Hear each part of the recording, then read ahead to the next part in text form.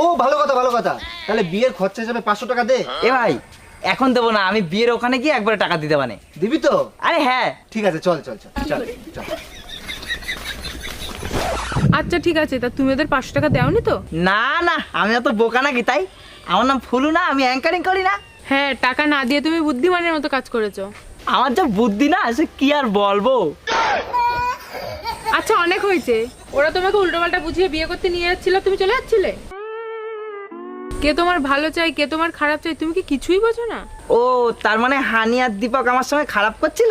হ্যাঁ, তা নয় তো কি। তুমি আমার ওদের হাতে বাঁচাইছো, তুমি খুব ভালো ভাই।